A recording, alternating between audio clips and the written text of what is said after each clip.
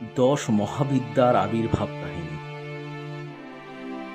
অতীতে কোনো এক সময় বিশ্বস্রষ্টাদের অনুষ্ঠিত যজ্ঞে প্রধান প্রধান দেবতারা ও ঋষিরা নিজেদের অনুচরদের সঙ্গে নিয়ে উপস্থিত হয়েছিলেন।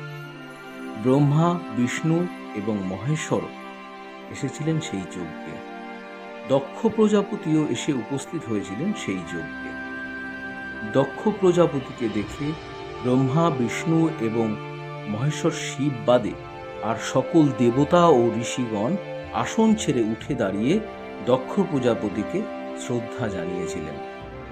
ব্রহ্মা, বিষ্ণু এবং মহেশ্বর শিব মহিমায় দক্ষ প্রজাপতি অপেক্ষা শ্রেষ্ঠ, তাই তারা নিজ নিজ আসন ত্যাগ করে উঠে দাঁড়িয়ে দক্ষ প্রজাপতিকে শ্রদ্ধা জানান।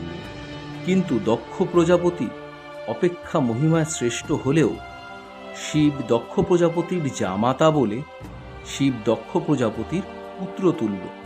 সুতরাং শিব আসন ত্যাগ করে উঠে দাঁড়িয়ে দক্ষ প্রজাপতিকে শ্রদ্ধা জানাননি বলে দক্ষ প্রজাপতি নিজেকে অপমানিত বোধ করে ক্রোধে জ্ঞান হারিয়ে দেবতা ও ঋষিদের লক্ষ্য করে বলেন, হে দেবগণ ও ঋষিগণ, আমার জামাতা নির্লজ্জ শিব থেকে লোকপালদের যশ নষ্ট হলো। এবার আমার কন্যাকে পত্নী রূপে গ্রহণ করায় শিব আমার শিষ্য, আমি তার পিতৃতুল্য গুরু, তবুও সে যজ্ঞস্থলে আসন ছেড়ে উঠে আমাকে সম্মান ও শ্রদ্ধা জানায়নি।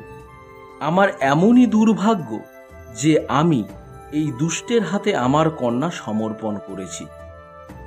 দক্ষ প্রজাপতি প্রচণ্ড ক্রোধে শিবকে অভিশাপ দিলেন এই বলে, তুমি দেবগণের মধ্যে অধম, সুতরাং আজ থেকে আর কোনো দিন কখনো তুমি দেবতাদের সঙ্গে যজ্ঞ ভাগ গ্রহণ করতে পারবে না। দক্ষ প্রজাপতি অভিশাপ দিলেও শিবের কণামাত্র চিত্তবিকার হয়নি। কুমার সম্ভবে বলা হয়েছে, বিকার হতই সতী বিক্রিয়ন্তে যেষাং ন চেতাংসি ত এব ধীরা। অর্থাৎ কারণ উপস্থিত থাকলেও যাদের চিত্ত বিকৃত হয় না তারাই ধীর। শিব আগেও যেমন ছিলেন, অভিশাপের পরেও তেমনই রইলেন, ধীর এবং স্থির। শিবের অনুচর নন্দী কিন্তু চুপ করে থাকতে পারলেন না। তিনি দক্ষ প্রজাপতিকে অভিশাপ দিলেন, হে শিব নিন্দাকারী দক্ষ, তুমি আত্মতত্ত্ব ভুলে পশুর মতো হবে এবং তোমার মুখ হবে ছাগলের মতো। দীর্ঘদিন যাবৎ এই বিরোধ চলেছিল। দিন দিন দক্ষ প্রজাপতির অহংকার আরও বেড়ে গিয়েছিল। যজ্ঞ মাত্রই শিবহীন হবে বলে যজ্ঞ করতে আর কেউ এগিয়ে আসছিলেন না। দক্ষ প্রজাপতির নির্দেশে শিবকে আমন্ত্রণ জানানো চলবে না বলে যজ্ঞ লোপ পেতে বসেছিল। দক্ষ প্রজাপতি নিজেও বিপন্ন বোধ করছিলেন। অবশেষে যজ্ঞ করতে দক্ষ প্রজাপতি নিজেই এগিয়ে এসেছিলেন। গঙ্গার ধারে তিনি এক বিরাট যজ্ঞের আয়োজন করেছিলেন। সেই যজ্ঞে দেবগণ ও ঋষিগণ সকলেই নিমন্ত্রণ পেয়েছিলেন। বাদ গিয়েছিলেন শুধু ভগবান শিব ও মাতা সতী। গঙ্গাধারে দক্ষ প্রজাপতি প্রথমে বাজপেয় যজ্ঞ করেছিলেন। বাজপেয় যজ্ঞ শেষ করে তারপর বৃহস্পতি সব নামক যজ্ঞ আরম্ভ করেছিলেন। এদিকে সতী দেবপত্নীদের কাছে সব খবরই পেয়েছিলেন। সতী পিতার যজ্ঞে যাবার জন্য ব্যাকুল হয়ে শিবের কাছে অনুমতি চেয়েছিলেন। শিব সতীর এই অনুমতি চাওয়ার উত্তরে বলেছিলেন, হে সতী, বিশ্বস্রষ্টাদের যজ্ঞে তোমার পিতা বিনা অপরাধে আমার প্রতি দুর্ব্যবহার করেছিলেন।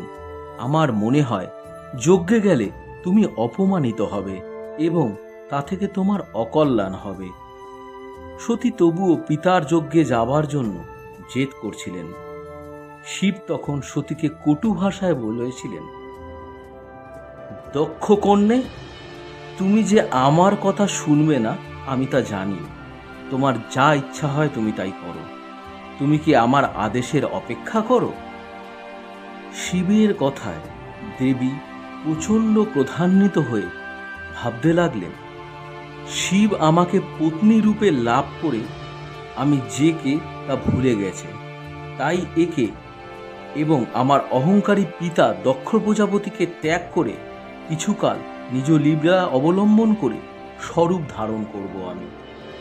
শিবের অনুমতি না পাওয়ায় ক্রোধে সতীর দেহ রূপান্তরিত হয়ে গিয়েছিল। তিনি প্রথমেই ভয়ঙ্করী কালী মূর্তি ধারণ করেছিলেন। মহামেঘপ্রভা, আলুলায়িত কুন্তলা, দিগম্বরী, লোলজিহ্বা, নিমুণ্ড মালিনী কালী মূর্তি দেখে শিব ভয়ে পলায়ন করতে চাইছিলেন। সতী স্বামীকে অতিমাত্রায় ভীত দেখে কৃপাবশত প্রতির ভয় দূর করার জন্য তৎক্ষণাৎ 10টি মূর্তি ধারণ করে 10 দিকে অবস্থান করলেন। শিব যেদিকেই তাকিয়েছিলেন সেদিকেই দেখেন ভয়ঙ্করী মূর্তি পথ আগলে দাঁড়িয়ে আছেন। তখন পালাবার পথ না পেয়ে ভয়ে তিনি চোখ বোঝেন।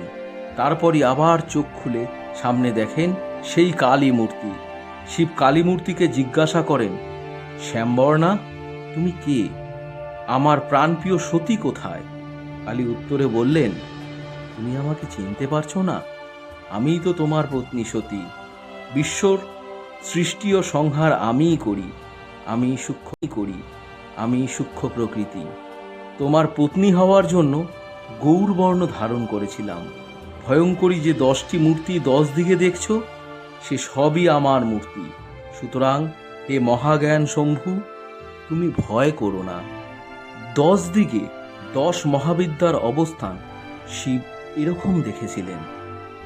মধ্যে শিব, তার সামনের উত্তর দিকে কালী, ঈশান কোণে ষোড়শী, পূর্ব দিকে ছিন্নমস্তা, অগ্নিকোণে ধূমাবতী, দক্ষিণ দিকে বগলা, নৈঋত্য কোণে ত্রিপুর সুন্দরী, পশ্চিম দিকে ভুবনেশ্বরী, বায়ুকোণে মাতঙ্গী, ঊর্ধ্ব দিকে তারা এবং অধো দিকে ভৈরবী।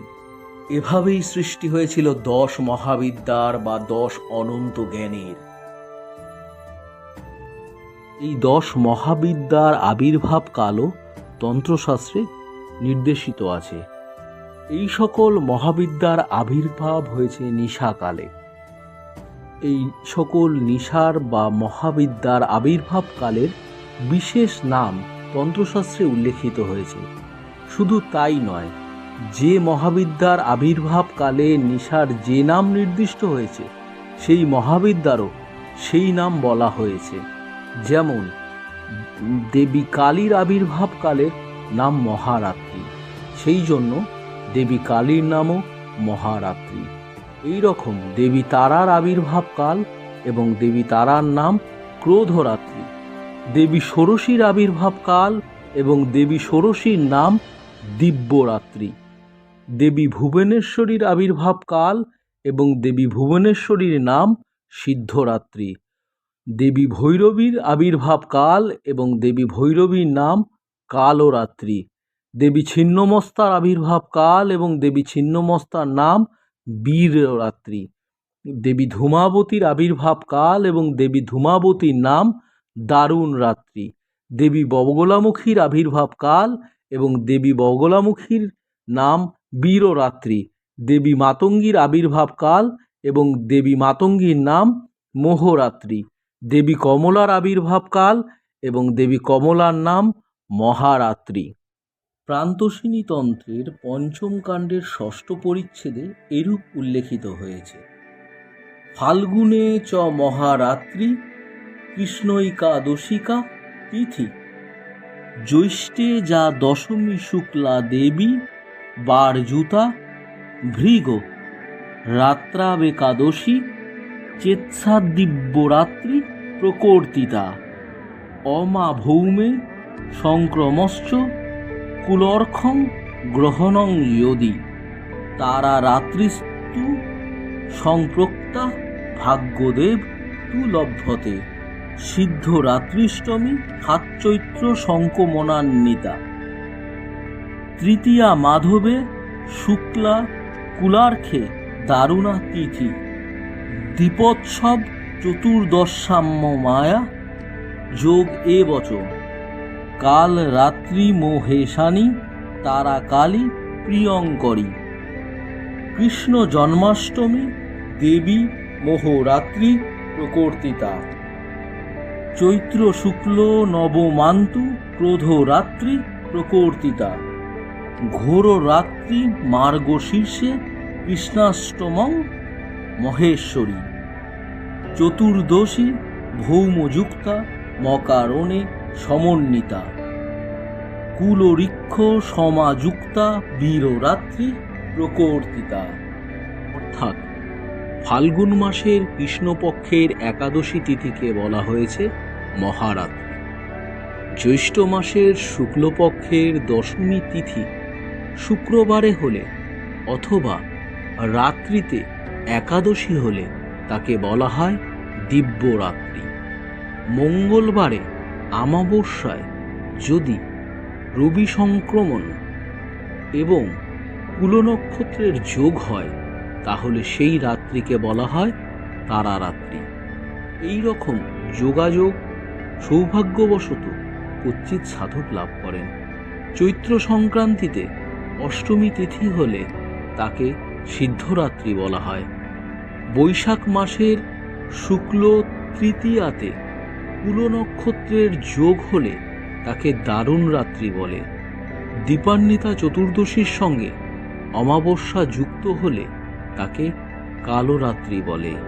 এই কালরাত্রি তারা ও কালীর প্রিয়ঙ্করী। কৃষ্ণ জন্মাষ্টমীকে বলা হয় মোহরাত্রি।